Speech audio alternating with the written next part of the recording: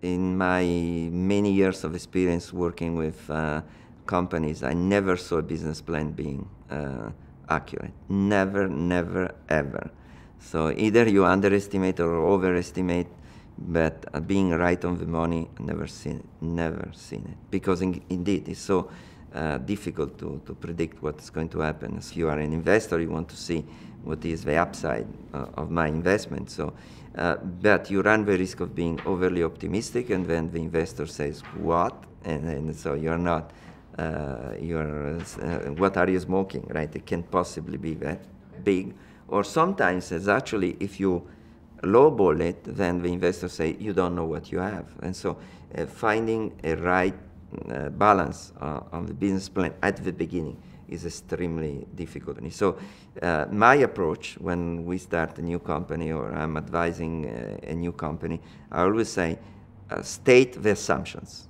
So this business plan is true under assumption A, B, C, D, so that you show that you have done a careful homework and that if something happens, you can adjust the business plan because that assumption doesn't hold anymore or need to be adjusted, and the consequence is this. And I think this is a more scientific way of going about business plans. And by what I said, in my opinion, it's extremely important that business plan be very flexible.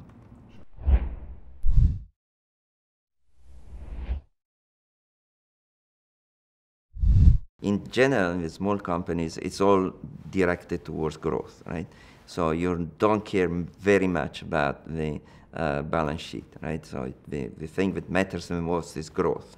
So you allocate your finances so that you can grow, right? So no matter how efficient this is, if you look at some of the crazy evaluation around of the platform companies, for example, and if you look at EBITDA, I mean, it's just not there. But the point is that disruption and growth, right?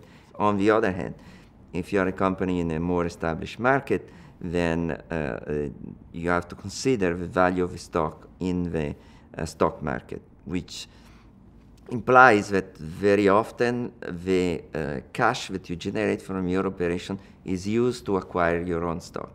This is a very effective way if you don't distribute dividends to increase the value of the stock in the stock market, but this is terrible from the long-term perspective because you don't create any value except for additional money for the investors.